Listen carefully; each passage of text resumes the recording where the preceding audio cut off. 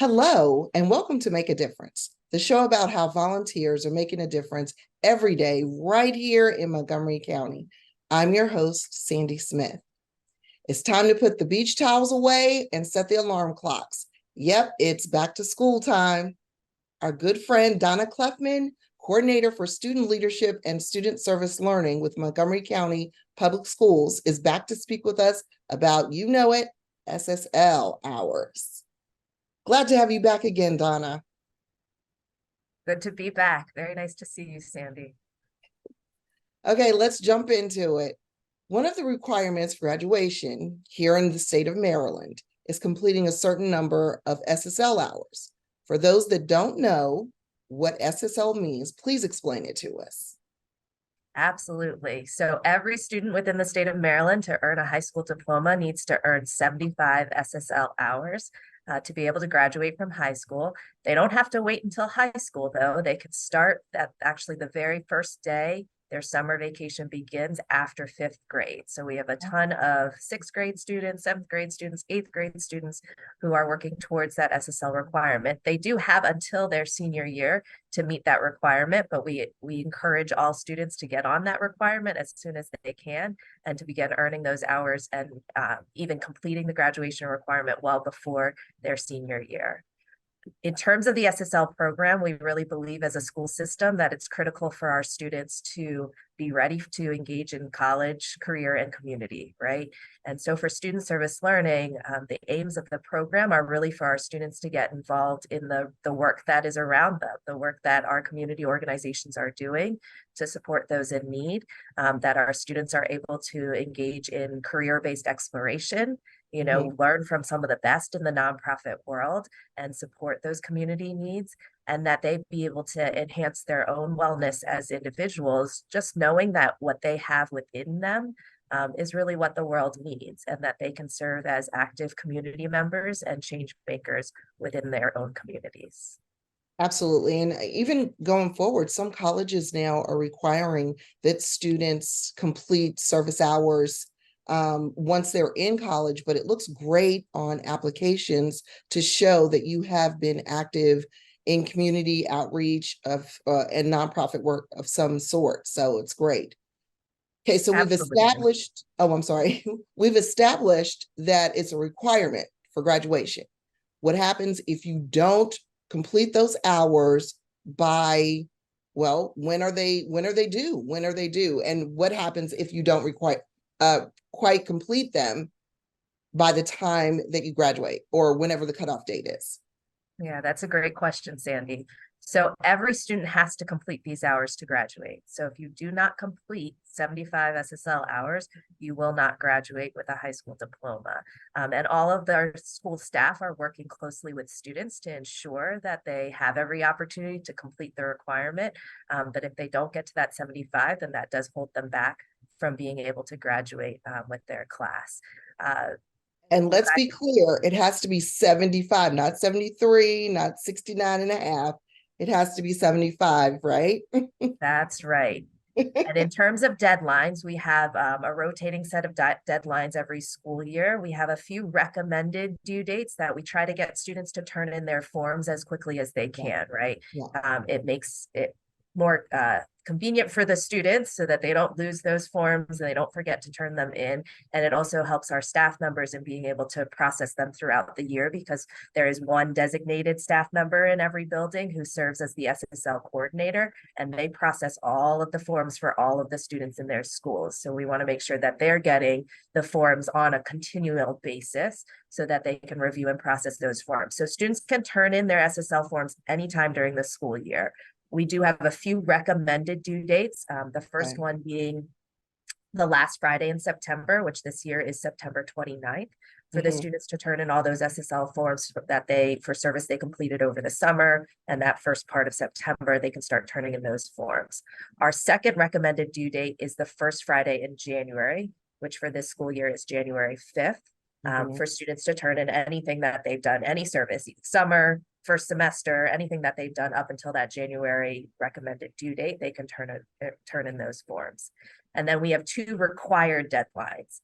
So the first required deadline is for this school year, April 5th, the first Friday in April, for all of the forms for those students who are interested in earning one of our SSL awards. The other required deadline is our deadline for all students to turn in their SSL forms for the school year, which is the typically the first Friday in June. This year, it's going to be May 31st because the way our school calendar ends up landing and being at the end of the school year being a little bit sooner than typical school years. So May 31st is the required deadline for all of those SSL forms to be turned in.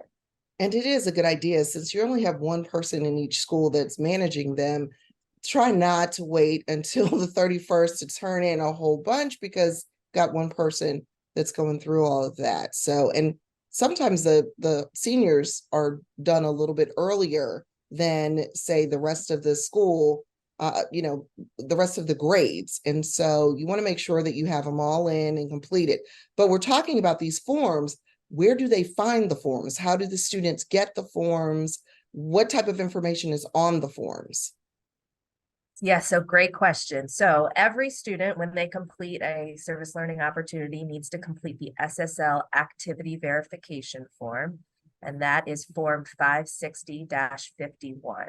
And simply put, that form is a way for the organization to verify that the student completed the service activities and the number of hours that they earned and the dates of service. The students also have a responsibility to fill in their student information on that form and also to complete a written reflection on their experience, because as part of the learning opportunity, we want to make sure that students are really thinking about how they impacted the community that they served and the skills that they learned from that service, so that they are truly engaging in the learning process. And so that written reflection is a required component of the SSL activity verification form. So that form students should bring to every opportunity. They fill out their portions. They have the organization fill out their portion, verifying the hours. And then the student brings that form back to the school and turns it into their school's SSL coordinator.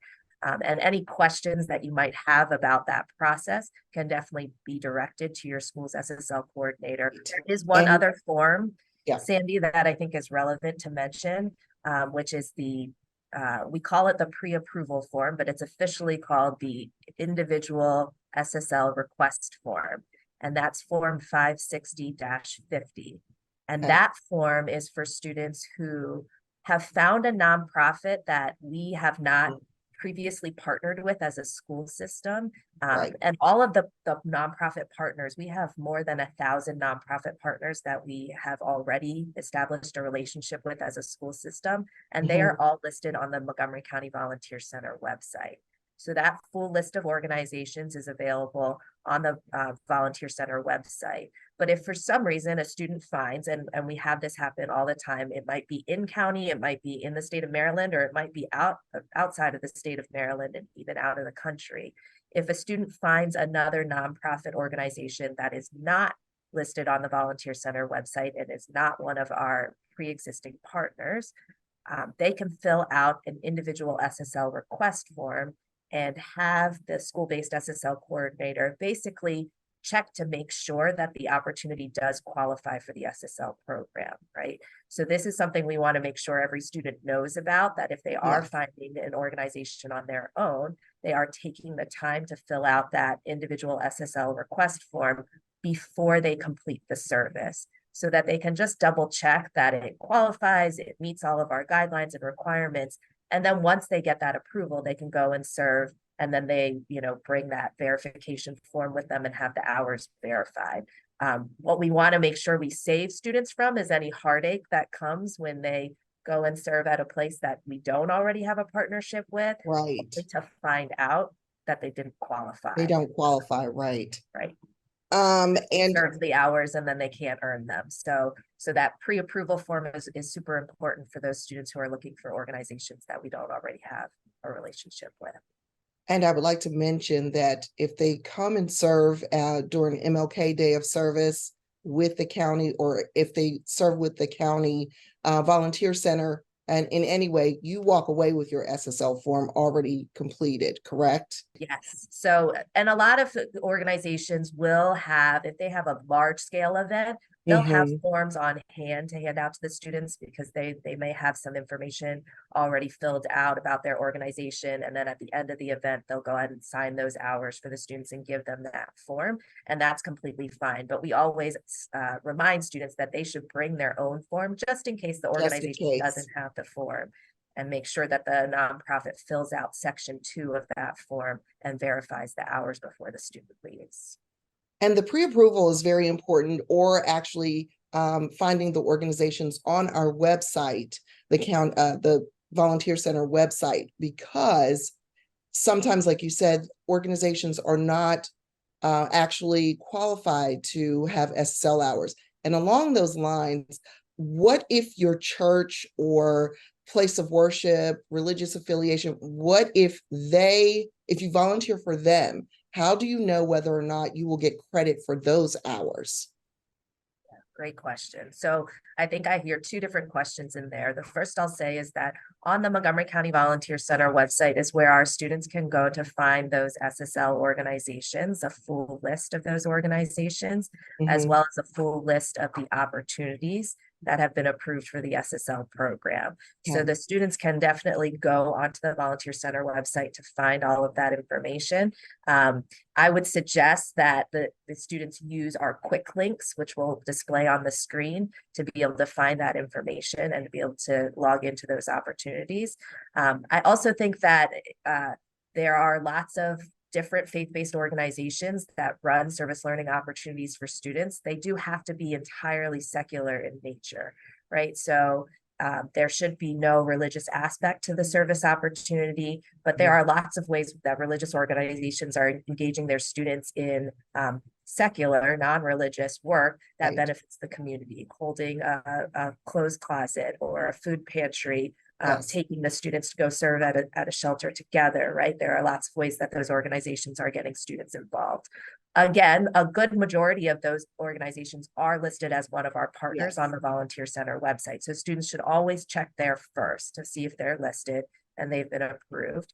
And then they can also go ahead and, if they don't see them on the Volunteer Center website, complete the pre-approval of form Right. so that they can double check to make sure that the organization and the activity qualifies for the SSL program. Okay, and they need to make sure that whatever organization they're with is not just serving their specific denomination or their congregation. It's got to be open to the community and serving outside of their particular group, correct? Right, exactly. So there are a couple of key requirements for service with faith-based organizations. One, that it is not religious or secular in nature. Two, that it does serve the overall community, right? It's open Right. to the wider community. It's not just people who attend services at that congregation site or that religious site, and that they are serving that wider community in need. That the community being benefited is not just those who are attending services at the site. Okay. Another question for you: where do students find the number of hours? Maybe maybe you're in your junior or senior year, you've been serving for a long time, you don't know how many hours you've accumulated. How do you find out? Great question. So all of that information is located on student and parent view, which our students and families have access to. When they get onto their student or parent view account, they will be able to view not only the number of hours that they've earned, but Mhm. also the full details of their SSL record. And within those full details, they'll see every entry that their SSL coordinator has added to their record for the date of service, the organization that they served with, the number of hours that they earned, so that they can keep track of how many hours that they've earned in total, but also where they've been earning those hours, and ensure that the hours that they have submitted through those forms to their SSL coordinator have been accurately recorded in their record. All right. We've been speaking with Donna Kleffman. As usual, Donna, you have been most informative. Thank you for joining us again. Thank you, Sandy. I appreciate your time. If you're interested in finding SSL opportunities or any volunteer opportunities, please visit our website at montgomeryserves.org. Thank you for joining us today. Have a great school year, and let's be sure to make a difference.